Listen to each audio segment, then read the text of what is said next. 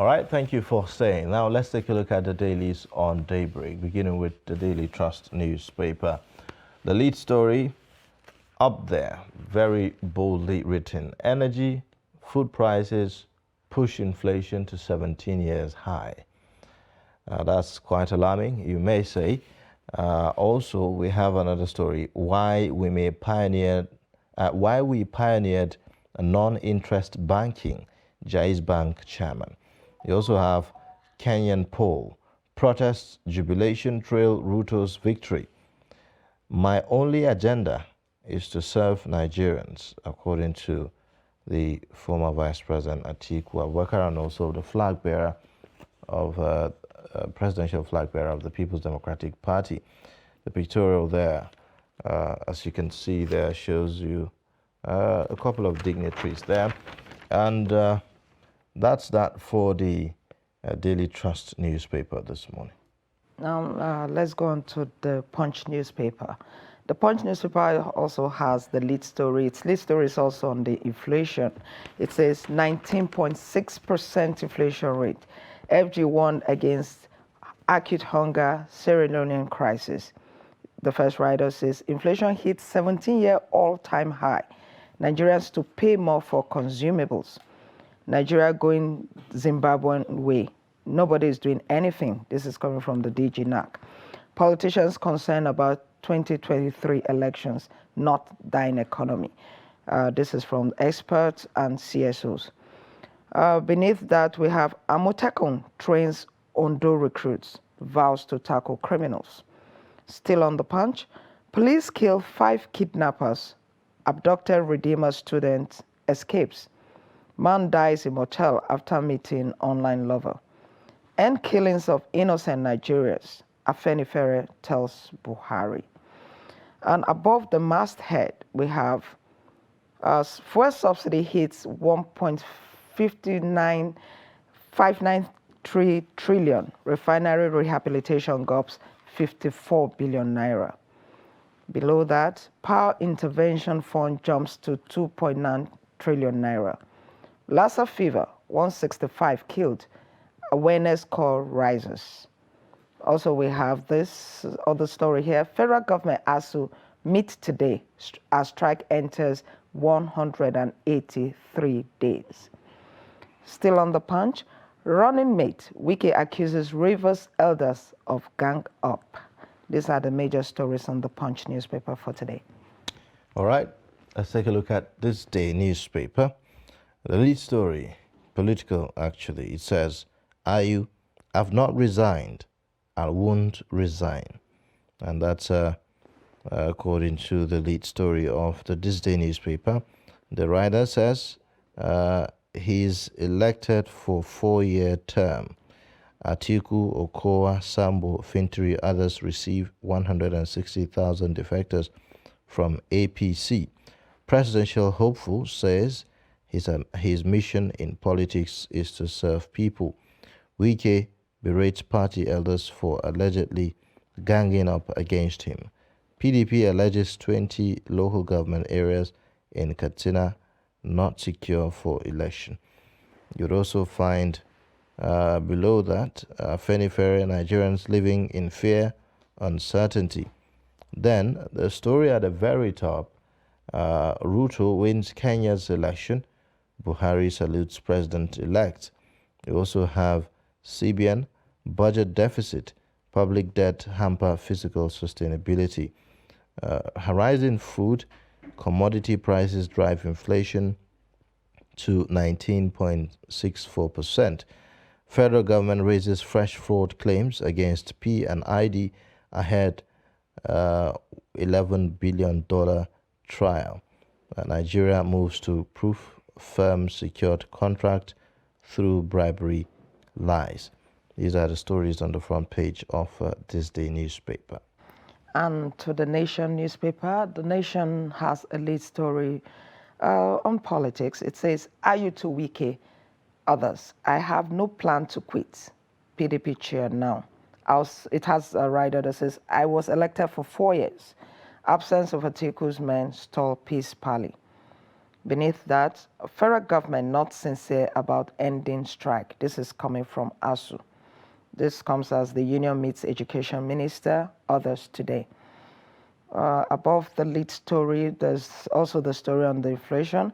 19.64% inflation rate, highest ever in 17 years, says NBS.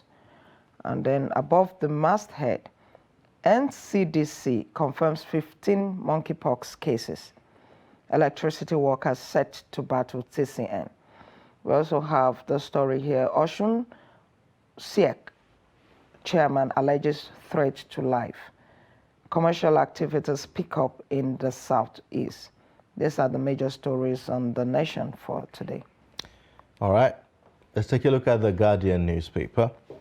The lead story says 19.6% inflation, more people become poor, experts warn. You also have above that, PDP crisis, you can't decide for a presidential candidate, says McCarthy. Afenifere accuses Buhari government of ceding Nigerians to terrorists. You also have at the very bottom there, Ruto wins Kenyan presidential election, Buhari applauds exercise, and then you have Niger Delta leader Ajube alleges neglect of Ondo mandate areas by NDDC. Fulani elite disown Mieti Allah's statement on Obi. Catholic group rejects Lalong's apology, tells governor to resign. So that's another dimension now to the whole controversy. But let's get perspectives on some of the stories on front pages this morning. We have Dr. Theophilus Abba. He is the director of Daily Trust Foundation. Thank you for joining us on Daybreak this morning. Thank you very much. Thank God that we are alive. Yes, indeed. That we are alive to witness interesting times, indeed. First, let's start from away from Nigeria. Kenya's election. Yesterday, we saw victory for the deputy president of the incumbent president, Uhuru Kenyatta, who has been at loggerheads with his own deputy. Now, against all odds, he has emerged victorious. Are there lessons there for us? Quite interesting, the election in Kenya. When they had the election in 2017, there was crisis, mass killings, and Kenya was destabilized. And, there was a phrase that was used in Kenya, it is my time to eat. So the election and politics was seen as an opportunity to access the country's resources and to steal. So it led to a lot of violence because people were struggling. So look, it is our own time to become president and all this and all that. But this time around, I'm happy that it was relatively peaceful. And that is first. That is the first thing I want to say. The election was relatively peaceful. They have learned a lot of lessons that, look, there's no need for you to kill yourselves over who becomes the ruler or leader of the country. And it took quite a while, really. Yes, is it because of the sensitivity of it that they were trying to be that careful? Few things happened. In the Kenya election, they wanted it to be very transparent, but to some of us who have watched it, not as transparent as we expected it to be. For instance, when the results were being released in maybe our equivalent of local governments or maybe our polling units or whatsoever, journalists were not allowed to publish the results. You can take a look at it, but there's nothing you can say about it. You have to wait for the Electoral Commission to tell you that, look, this is the figure that we have got. So you cannot, unlike what we do in Nigeria, maybe during the Oshun election, you could do your own tally. You say, yes, so-and-so local government, so-and-so polling unit, this is the figure that APC had got, this is the figure that PDP has got, this is what Labour Party has got.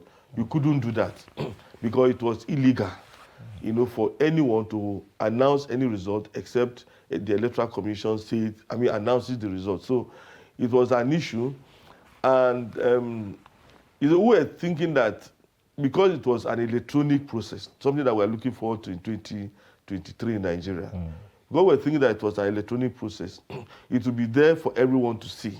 The transparency would be that, look, all of us are seeing the growth, the rise and fall, not waiting for the Electoral Commission to come and tell you that, oh, today Ruto is leading, tomorrow Odinga is leading. But but that was open to Kenyans, isn't it? They were able to actually see for themselves how the votes were turning, were No, it coming was the Electoral Commission that will continue to announce, give an update.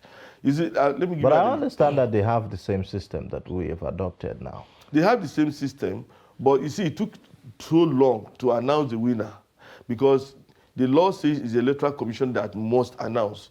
So even if you see the tally, even if you know what the figures are, you couldn't go to say, okay, this person is leading or... But even in Nigeria, isn't that the case? Like, even if you see, it's the commission that still has to announce. Yes, you see, what I'm driving at is, if you saw what happened yesterday when the results were announced, I think some, what do you call it, commissioners, they walked out of the venue. Yes, I was going to go to that, that they had a 7-member electoral commission. Yes. Now, 4 members said they could not endorse that result. Yes. What does that say about the general election? That's to tell you that... According to them, they say because of its opaque nature. Mm-hmm. Now, that opaqueness is maybe what I'm even talking about. The fact is that if the tally were done transparently, I'm not saying that the election was not transparent, but I'm talking of how the result was collated now. If it was not transparent, then there's no need for you to say, we are not going to endorse. You understand? I'll give you an example.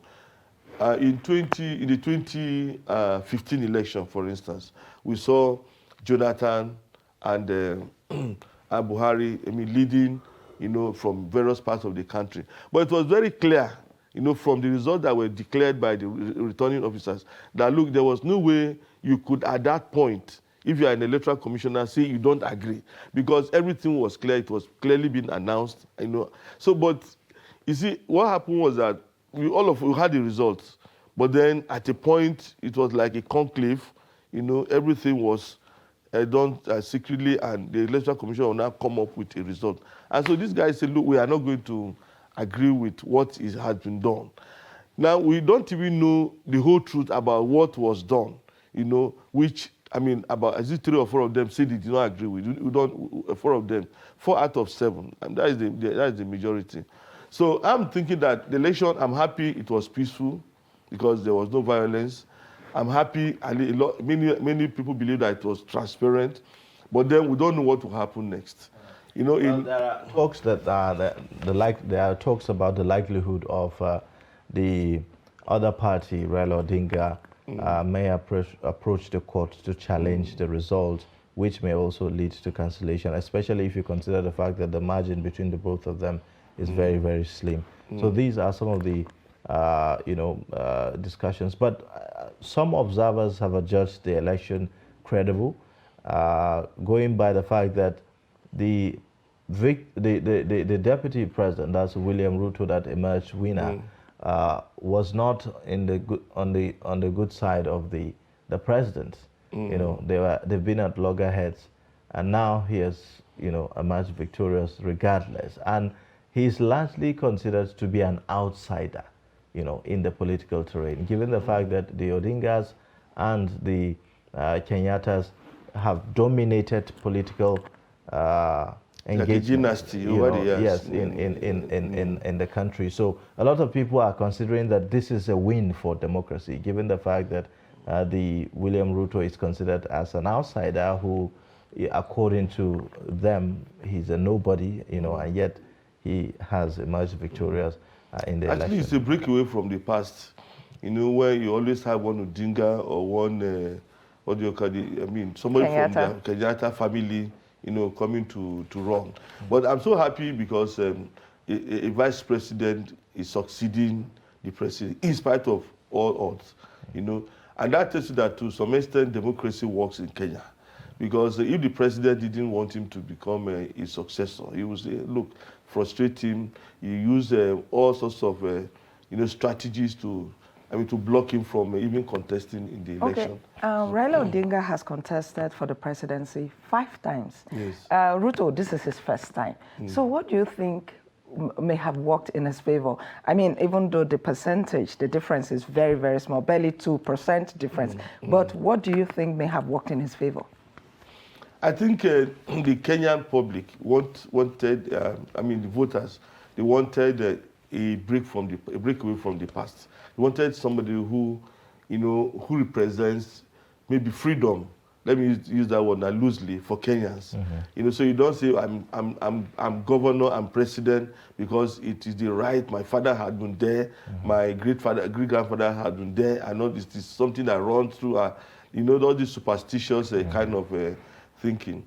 And I've not followed closely what his campaign was, but I'm thinking that he's a populist, from some of the things we have discovered. Somebody who wants to say, okay, well, I'm going to do this for the society. I'm going to do this for the country. I'm going to ensure that labor, has this way. I'm going to, so a lot of promises he has made, which are populist in nature.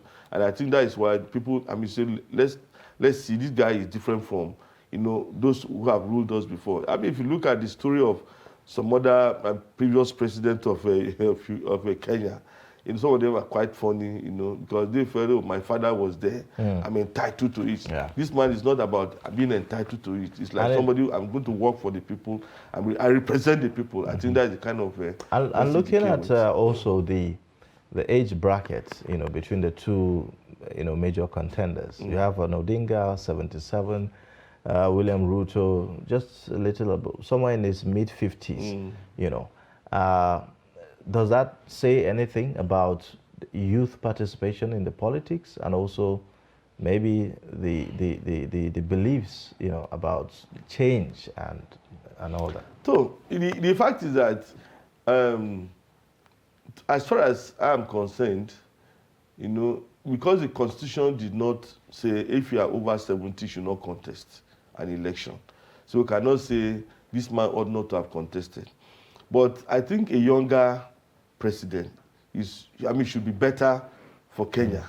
He sees things from a new perspective. Because this, it appears that there have been an underground conversation. In fact, one of the reasons why the deputy president, William Ruto, fell out with the president is that the deputy president chose an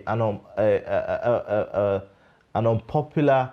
He chose to toe the path of the people. Let me put it that way. Yes. When it comes to the issue of amending the constitution. So there's this conspiracy about Uhuru Kenyatta and Odinga trying to change the constitution. When the country is dealing with issues of pandemic and the rest of them, and a lot of other difficult situations. So that perhaps made the public to have some kind of sympathy, for the deputy president. Okay, I think the civil society were quite behind Ruto. The civil society supported him a whole lot. And when you talk about any change to the constitution, it depends on what the changes are. Every constitution can be tinkered with. But I think it's the populist agenda, that he came up with that actually endeared him to the people and made the people to say, okay, this is the kind of person we want. You see, what I know is that when you vote an old person into political office, he thinks so much about the past. He wants the reenactment of the past. He wants the power of the past, to be available, to him to use. One of the problems we have even in Nigeria is that some of the leaders that we have had are thinking about 1966, 1950 something.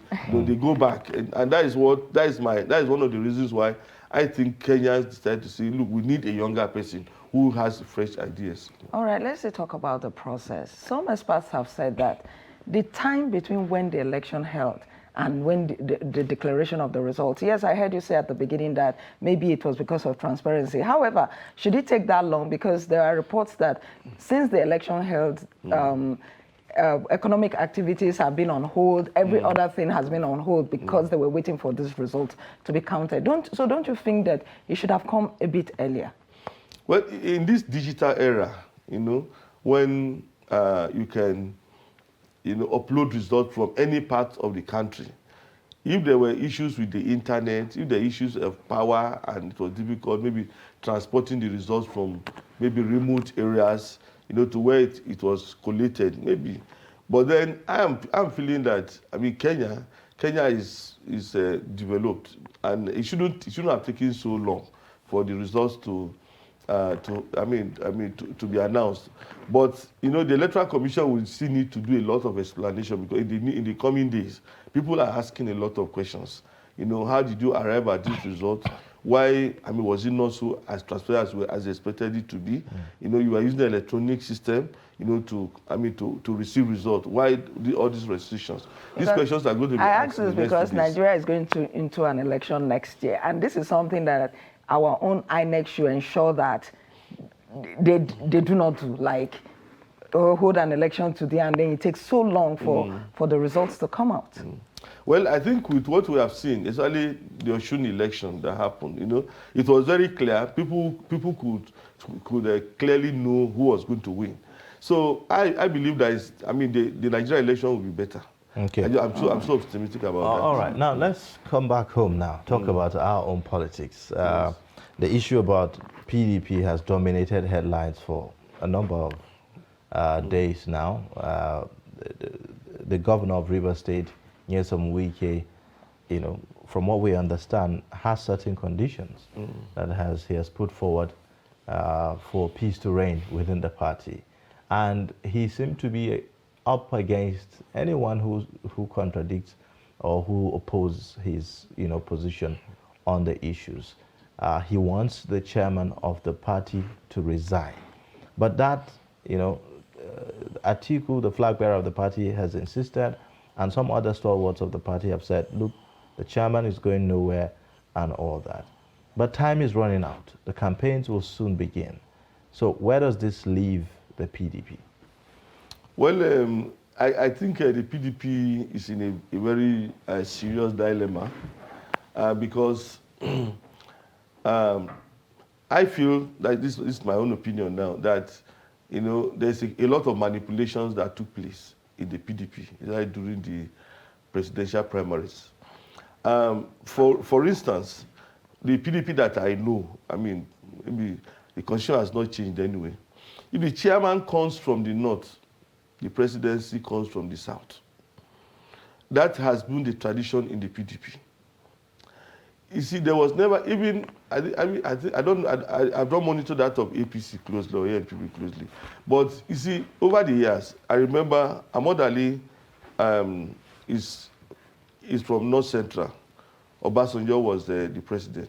When Jonathan took over as president under PDP, the chairman came from the north. I think Muazu. Well, not to cut you short, but some people have said that you are mentioning a president and then a chairman. So some people in support of Yosha Ayu have said that they are waiting for the election to hold, and if the president actually now comes from the north, then he can resign. You see, the fact is this. The fact is that the election of Ayu presupposed that the candidate to come from the south. You understand? That was what a lot of people expected. That the fact that your chairman comes from the north presupposes that you are going to elect a president, a candidate from the south. Now, secondly, you see, before the primary election, all the south, not just south, but all the south governors from the south of Nigeria came together and said that the next president of Nigeria should come from the south. You see, so people like Wike, people like, Obi, Ayim, who were members of the party, expected that expectation, that supposition would be respected. But instead of doing what APC did, declaring that, look, the next president should come from the south, the PDP rather, elected, let me use that word loosely now, Atiku as its president candidate. Now, the issue is this.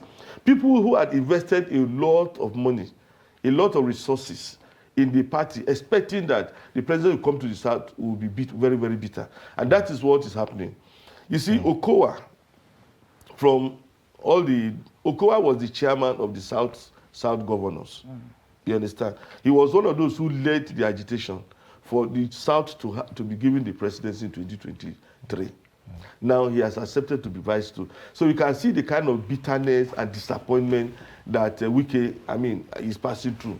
So he is saying that, look, I have done so much, and let us look at it. Wike carried the party on his shoulders at a time when every other person dumped it. Atiku went to APC. You understand? So, and many others were not in that party. Most of the governors were enjoying themselves. He carried the party on his shoulders, paying the salaries of the PDP secretariat, holding, sustaining the party at the time that everybody abandoned it. So Wike is really, really bitter. But some people are saying that those are the things you do as a party man. You see, he was not the only party man. He was not the only. I'm not supporting what Wike is doing. I'm just trying to build the background, So I'm feeling that the least that can happen is for the party to say, let's listen to this man, and then let's do what we think should be good for him. He's asking for, he said he wants the LGF. He wants the LGF. He wants Attorney General of the Federation. You understand? And some other key ministerial positions. You understand? Now, I'm feeling that if that will bring about peace, the LGF, we can produce an LGF. Yes, Secretary of the Government of Federation, LGF, he can produce an LGF. There are some that you may not give to him. But one of the things that he feels, and which party leaders, party members know, is legitimate for him to insist on, is to say that, look, the party chairman cannot come from the north if the presidential candidate comes from the north.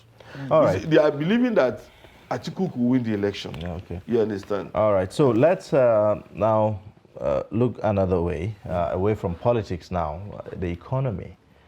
We have headline inflation rise to 17 years high now, 19.64%, quite high. And a lot of issues have been attributed as the cause of these issues of gas, food prices, bread, for instance, and many other issues. And it doesn't look like we're really on top of our game when it comes to taming this and making sure that we put that inflation on check. There are those who are concerned that we're on our way to The Zimbabwe scenario, or perhaps if it gets worse, Sri Lanka experience very recently, which we pray we never get to that point. But are we really matching what's happening, our current realities, with actions? We pray a lot now, Very soon, ask God why our prayers are not answered the way we expect them to. You see, a few things I want to mention concerning the inflation. When you say 19.7% or whatsoever. 64%. 19.64%. Oh, yes, that is 0.7 approximately. You see, the fact is that the percentage does not give us the true picture, of what we are passing through. Let's consider this factor. We're talking about 17 years ago, which would be about 2005. 2005. How much was the price of rice in 2005? If you ask yourself, maybe about 6,000, 7,000 in 2005. What is the price of rice today? Which is almost 30,000. Even local rice, 26, 27, 30,000. If you look at that, that is not 19%. I don't know if you understand what I'm saying. That's not 19%. If rice sold at 6,000 in 2005 and is selling at 20-something thousand, that is almost 300% increase, in the price of rice. When we say 19%, blah, blah, blah, it doesn't tell us the true picture. And now let's ask ourselves. You feel like it's worse than this? Yes, it definitely was. Now, in 2005, what was the minimum wage? Minimum wage was still this 30,000, 18,000 that we're talking about. Yeah, 18,000 that we're talking about. Yes, this the same 18,000 that we're talking about. And do you know that in many states, workers collect what we call percentage salary, they don't even get 18,000. I have a friend who works in my local government. His salary is as a senior staff, level 12 or 13 in the local government. His salary is about 120,000. Because he told me when we were told me at Christmas. And at the end of the month, at Christmas, he got an alert of 5,000. You know, and you can imagine what that kind of person is passing through. You see, so the statistics does not give us the clear picture of the And we still have some predicament. states that still pay that Yes, 18,000 even till date. Yes, the statistics we are talking about does not give us the clear picture. You know, when you say 19%, you know, is so high. I mean, is that we got up to that rate in 17 years ago. It doesn't give us the true picture. Now, the problem we have is that there are no clear responses to inflation. Let me give you an example. In the UK, you know, where you have inflation, that's what people tell you, there is inflation everywhere. But the UK is saying, okay, because of this inflation, we are going to bring about subsidy. We are going to cancel VAT on some products. So if you buy this product, you are not going to pay VAT. You know, there are all sorts of incentives that they are putting in place to help the people. But in Nigeria, we are left to our fate, and that is my own problem. It's not as if things are not getting bad. You know, there are a lot of factors. The energy crisis is there, and the energy crisis is self-inflicted. I think Aramco of Saudi Arabia declared about $800 billion profit. You know, in the first 6 months of 2022. Aramco is like our own NNPC, and they are declaring profit.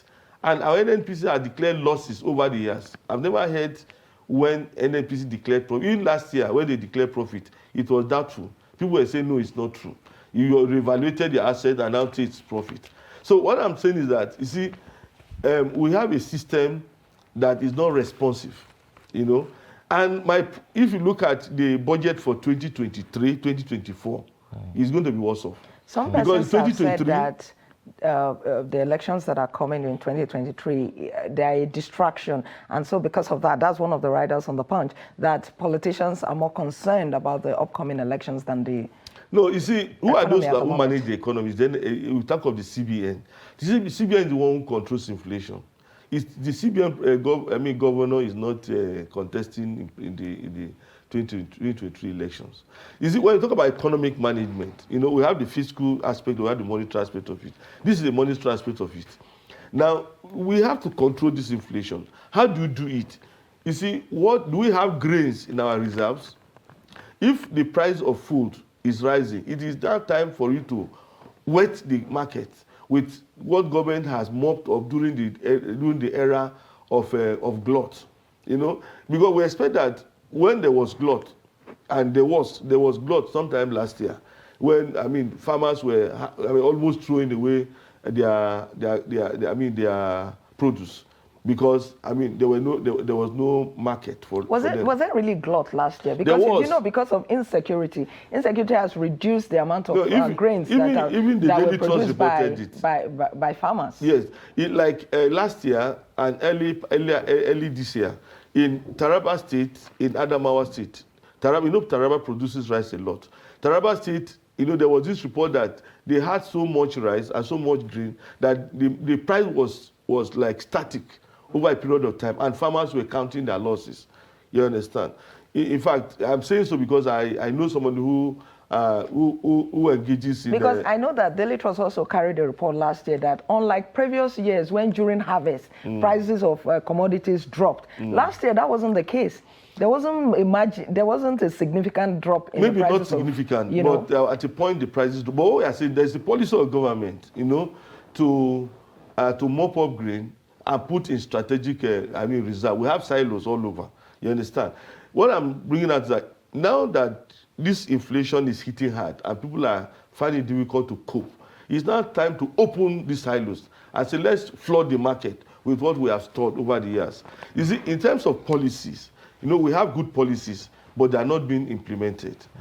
So if you look at energy crisis, well, because we are importing almost everything that we consume in terms of petroleum products, it wouldn't be, if we're refining our petroleum products in Nigeria, if the refineries were working, it's now time to say, okay, because of the inflation in Nigeria, because of the pains Nigerians are passing through, let's even slash down the price of petroleum products.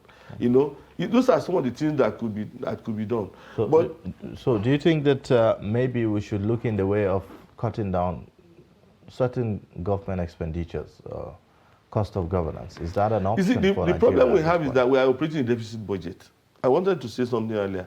If you look at in 2022, we are talking about the almost 90%, more than the debts, what we used to service debt in the first quarter of 2022 was more than what we earned. I don't know if you remember this. There was a story like that about 2 or 3 weeks ago. Yeah. That what we earned 1.3 trillion, Yes. and our debt was 1.6 trillion. Now, if you are operating a deficit budget, it means that you are going to use part of your earning to service the debt. But the problem we are facing now, in 2023, much of what we are going to earn, project to earn, will enter into debt servicing, not even paying the debt, but servicing the debt. That means paying the interest on those debts. And what is projected under the medium-term expenditure framework for capital expenditure in 2023 is not up to 3 trillion. And that of 2024, I even saw one data that shows it's about 1.something trillion for capital expenditure, which means that we're going to use our money to service debts and to pay salaries, and service the civil servants. So we are going to face a more difficult situation in 2023 or 2024, except God answers our prayers. So what we are facing now is like a child's play. If you look at the data, the figure that we have, and the Minister of Finance, if you go there, they will show you the figures. We are in a very tough, terrible situation, except God answers our prayers. And that is even what I am afraid of. And we do pray a lot in Nigeria, really, but less of the action. But we need to act more now. We definitely need to act more, because this is the time to increase production. You see, when you talk about inflation, when it comes to living, what people will look for is what to eat. You may not even buy clothes. I no longer buy clothes. I don't know when last I went to the market to give me clothes. You understand?